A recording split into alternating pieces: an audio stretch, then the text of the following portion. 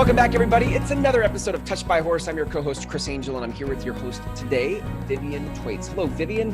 Hello, Chris. I'm loving that. Is that a sweater or a shirt? That's a great color. It's bright. I love it. Yeah. I'm all about bright colors when I'm not wearing like dark colors. Oh, yeah. Well, I'm about bright and art, so I thought it was appropriate. Yeah. Speaking of art, I went to your website and I saw a lot of cool art on your website. Did you create some of that art on your website? A lot of it, yes. I also have a great photographer that photographs pieces in the studio and around the barn. So it's cool. A combination. Yeah. I love it. Well, I can't wait to dive into this episode. You know, in this whole series of Touched by a Horse, we've met so many different practitioners of equine gestalt coaching. And I always love seeing the different ways that you all self-express this work, right? So you work a lot with art and horses, but also what it started in the healthcare or caregiver space. So when I started the program, Touched by a Horse with Melissa, she encouraged us to choose a niche. And I am a nurse. And at first I fought it. Like I did not want to work with nurses at all. Really? And it just came to me that they need help. And I'm the one to do it. So that's kind of what led me on the path to help the nursing community. Yeah. And it's gone beyond that, but nurses are my primary focus. Fascinating. Yeah. It's interesting. Like, I remember doing some counseling type of work out of college. And I remember thinking like, even in that type of caregiving, counseling type work, it's so emotionally exhausting. You're just always holding space for other people. Absolutely. How did you get into it with, did you have your own story of moving through work with horses where it healed you or? Yes. Like how did this work speak to you? Yeah. So I'd probably been a nurse for about 11 years. And I decided I wanted a horse. I wanted horseback riding lessons. And at the time I was stressed out. I was having headaches. I hated what I was doing. And a horse came into my life and he taught me, his name was Yanni, and he taught me how to be at peace. And I would go out to visit him after work.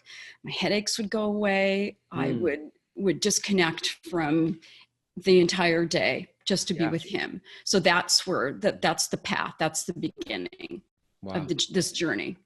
Do you feel like a lot of people in healthcare or just caregiving healers find themselves with physical symptoms like that? Like they'll have headaches or what's that like?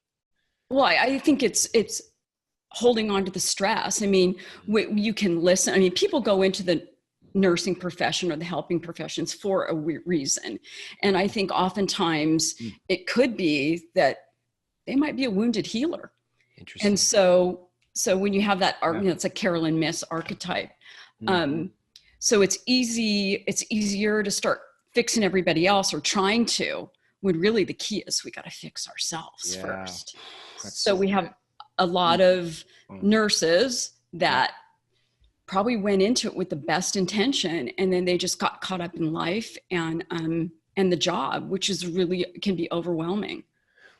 Maybe it was your own story or people that other nurses you've helped, caregivers you've helped through this process, but what are some of the limiting beliefs or obstacles that they put in front of themselves for self-care? Like I can just imagine somebody's like, I'm going to help. And then somebody says, oh, but you need to take time for yourself. And there's a whole lot of like what comes up when they think about that? So I think the profession in general and, doesn't offer that to nurses. You've got hospital systems and it's about the business of healthcare. It's not about, you need to have time to take a break. Healthcare is more technologically complicated. Patients are sicker. There's bottom lines, profits, there's a lot of different factors, and patients we're taking care of more complex patients, not only in the hospital, but in the outpatient setting. Yeah. So there's a lot of responsibility. And I think nurses feel responsible. There's kind of like that archetype of that nurse is, I want to help you. I'm going to help you before I help myself. Yeah. There's your problem right there. I was thinking that it's almost like I would think for a lot of people in healthcare, it feels selfish to take care of myself. when there are other people who are worse off than I am, like who Right. am I to take time for myself when other Right. people are suffering? Absolutely. Yeah. And I think not until you learn that you've got to put yourself number one, Mm. is it ever going to get better? And that's saying no, maybe just staying overtime. That might be saying, you know, I can't work this type of shift, changing positions, you know, finding a different job. You know, I think oftentimes the answer is employee assistance programs, you know, which aren't usually a lot of help. Right. I think when you look at the statistically nursing population, alcoholism, drug addiction, I know in California alone, I'm in California, nurse diversion programs. And I oftentimes wonder if we could have helped earlier on or figured out what they needed to do to find you know, help, then could have avoided some tragedies. Right. When you think about other places that it impacts their life, so I mean, obviously there's an element of how I experience my work is I hate my job, or I resent going to work, but it spills into other areas of life. What other areas do you see that stress spills into? Family, relationships, marriages.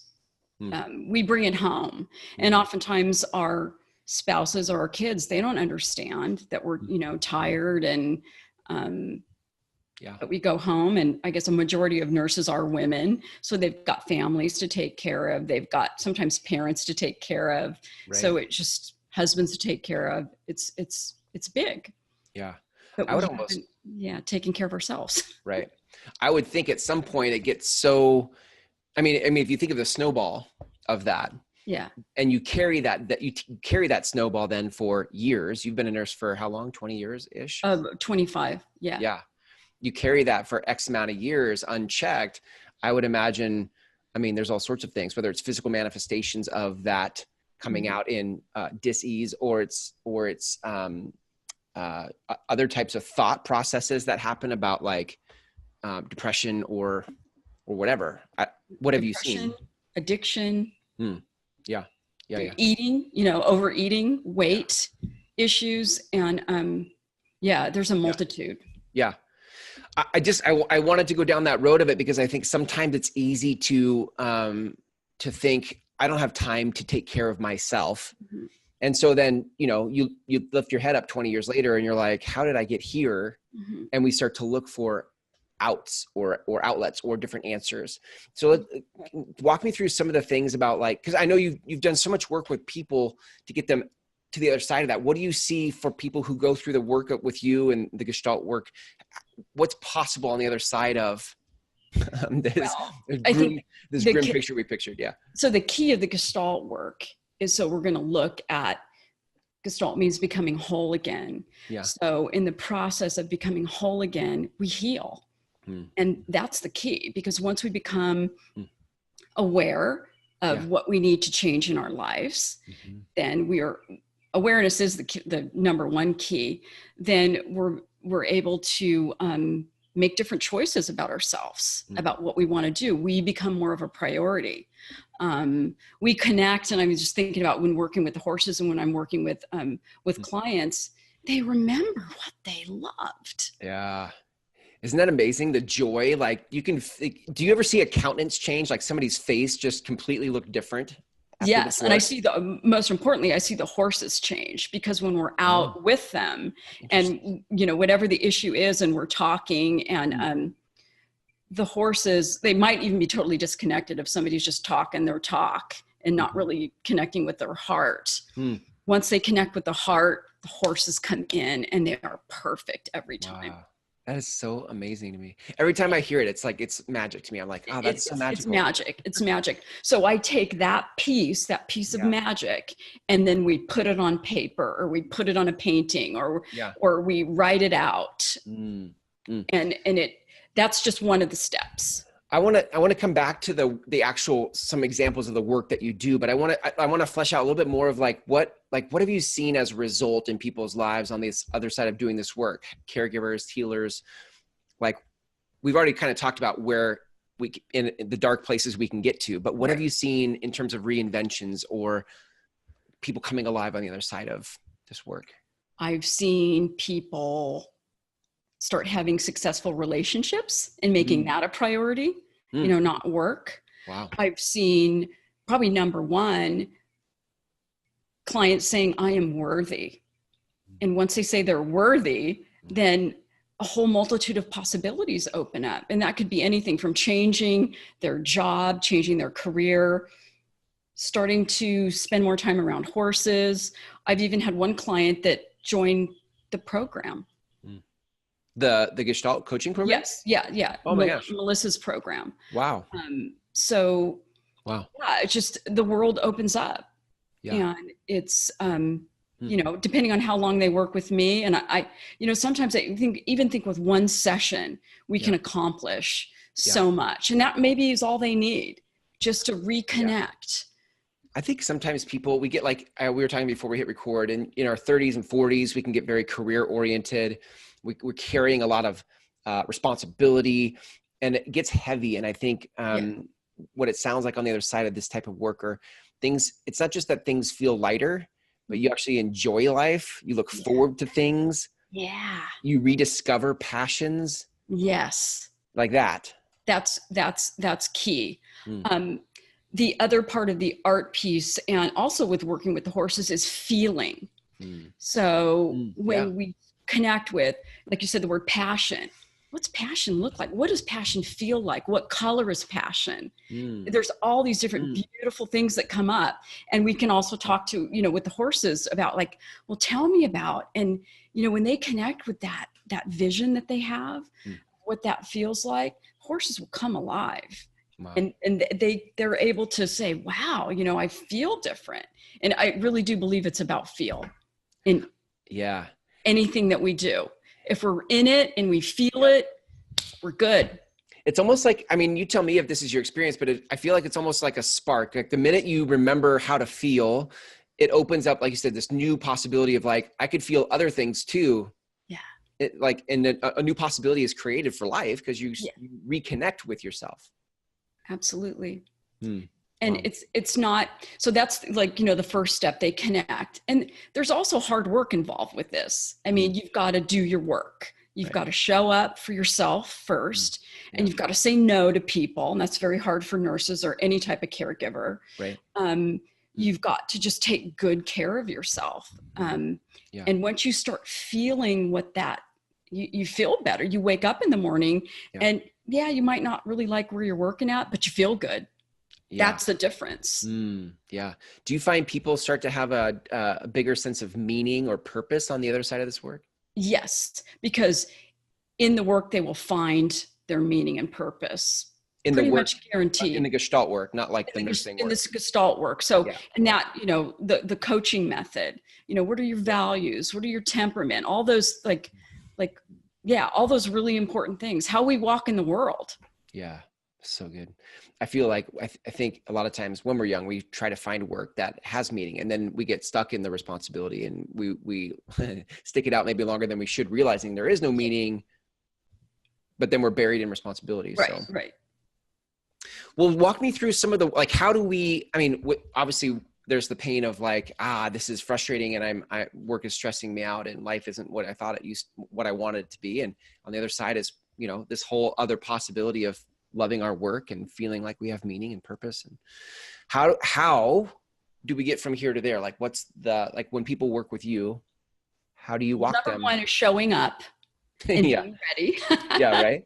So it's such an organic process. A client will sit in front of me and we'll say, what's coming up for you today? We'll go down that path with the horses, and whatever comes up, it usually is the thing that we need to work on that day. And we just keep exploring. And, there's, like I said before, there's also work on their part, that they need to start to dig deep, whether that's journaling, whether that's, doing other self-care things to help them feel better. But the piece of the Gestalt work is figuring out what's going to make them whole again, and really focusing on that. How do you use art?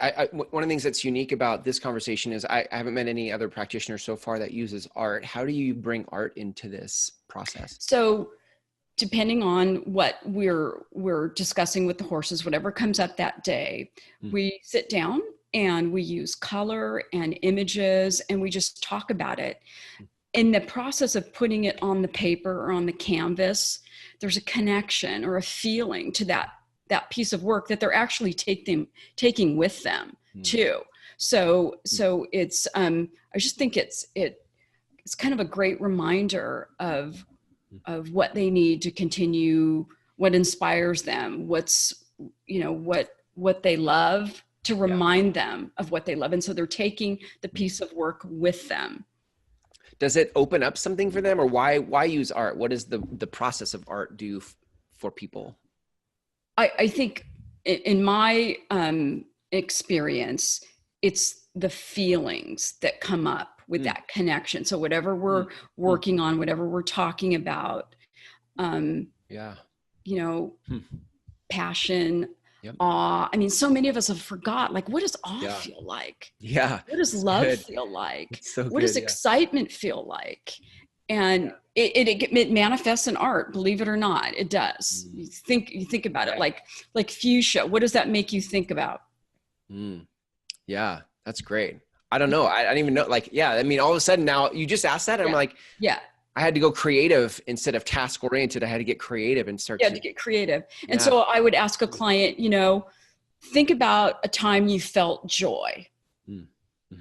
What color is that? What does that feel like? How do you express that on paper? So that's kind of the art piece in.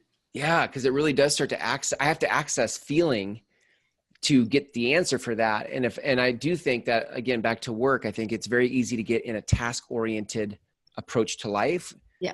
Where we don't have time to feel. I don't have time to think about what fuchsia means to me. I got to go make dinner. I got to go take care of something. Yeah. Oh yeah. You got a list. Got a list. The other never ending one, right? Yeah. Never ending one. Yeah. The horses that I have at home, they're free to be wherever, but they always come to where the work is. Wow. They're always at the barn, or if we're working outside, they're right there. They have total choice. And so it kind of, when I first started doing the work, I'm like, oh, they kind of they're into this. Yeah. Yeah. So, does anybody ever show up to the art side of things and say, I'm not an artist? All the time. And my explanation at the beginning is, this is not about art. This is about connecting with what you lost touch with a long time ago. Yeah. Yeah. Bring it home. That's so good. So what's the process like? So I do some art. I want to play devil's advocate a little bit. Yeah. So it's not like I just show up and I make myself a vision board and cut out some magazines and I'm all better. So how many sessions, can you fix me? Can you heal me in one session? Well, you are responsible for healing you. Touche. Well said. And I am responsible for, and the horses are too, to kind of bringing you into a space of just calm, because first you have to be calm and a state of peace. Yeah. And then it all comes up, it all comes out, it all flows. Yeah. That's my greatest description of that. Once we kind of sit down, breathe, just talk what's on your mind, feel that relaxation. And the horses actually they're very responsible for that. They help us get calm. I was thinking of a medical metaphor. Let's see if it works. I think of, there's different phases to this kind of work. There's sort of I would imagine somebody comes up with 20 years of history and all sorts of baggage. And there's a moment of the first phase is just getting clear, just decompressing, opening up. And so there's a lot of restorative work, I would guess. Right. And that's where Gestalt comes in. Because there are people that come to me just for kind of a light, they just want to do on some healing work. But then the people that really want to show up to do the work, that's where the real coaching method comes in. Yeah. So we're digging deep into, a multitude of tool bag that Melissa has given us. What piece of you, where's your unfinished business is what it comes down to. And we work on that unfinished business. So that's a process that can take a few sessions. Yeah. It can take longer, just depending on the person. Some people are in therapy and they're also supplementing this work with their therapy. So it That's a doesn't good idea. replace therapy. Right. Kind of just helps you keep on track and get you where you need to go. Yeah, absolutely. I could see once somebody had gone through some restorative work, and they had done some shadow work, they kind of went down and they figured out some things, and they feel more complete, or reconnected to purpose and meaning and feeling that. On the other side of that, there'd also be some kind of work that people would want to continue to do with you and horses. Do you find that as well? Well, like the one example of a client that ended up going through the program. So boy, everybody's different. Yeah, everybody is just different. And the connection with their passion, meaning, purpose, especially later in life, like 30s and 40s, people are real career driven, and they just lose touch with a lot of the important things in life. Yeah. Maybe that's the second part of that metaphor, is just that I think sometimes people come into hospitals or healthcare to fix something, but even then there's preventative care beyond that. Like once you fix it, like, let's not go back down in the pit of it all. Right. Let's like be proactively preventative about, and in this case, I guess we'd call it self-care, but people could keep using the process, the experience with horses and art and creativity to stay connected to themselves from now till forever. Yes. And I think a big part of what I teach is journaling. And I don't know if you know Julia Cameron in The Artist's Way. So that's kind of this free conscious writing, and to do that, because that really helps you bring up that ongoing process work, because it's not just a quick fix. It's an ongoing. But becoming more aware. And once we have more self-love and self-compassion, that's key. Yeah. To moving through it. Yeah. I love that. I love that. And so what are some of the ways people can work with you? You do one-on-one stuff. What other kinds of? Yes. So I do one-on-one sessions, anywhere from 1 to 3 hours. I do workshops on site. And I also, I was just in Chicago at one of our co-facilitator in Linda Bruce at Soulful Prairies. We did a Center Reconnect workshop for caregivers. So I do offsite workshops too. Oh, that's so great. Are there a way, and when you do one-on-ones, people can keep coming back for one-on-ones, right? It's not like, yes. Yeah. I mean, choose your own adventure. They could come back and keep working with you. And they often do. Yeah. I love that. I mean, it just makes sense that they do. I mean, I think once you start to taste that freedom and that connection with yourself again, I think that becomes, maybe a good addiction. It becomes like this thing that you want to keep experiencing. Yeah. That's maybe the point. Some people even buy horses. That's amazing. That's amazing. Yeah. It's so connected to it that you want to have your own. Yeah. Well, why not? Yeah. That's amazing. It sounds like a lot of work to me, but I've never had a horse. So all I can think of is like, taking care of the horse, but that's amazing. If people want to learn more about what you do, Vivian, if they want to reach out to you, look at the different packages you offer, where can people go to connect with you? They can go to my website, Art, Soul, and Horses. And also there's my email. You can text me, email me. So artsoulandhorses.com. Yes. And then the email is just artsoulandhorses@gmail.com. Is that right? Yes, correct. Okay, perfect. Wow, this is fascinating. I love the combination of art and horse therapy or horse Gestalt work. This is fascinating. I love it. Congratulations on all that you're doing to make the world reconnect with its purpose. I love it. Good interview. Thank you so much, Vivian. Great. Thanks, Chris. See ya. Bye-bye.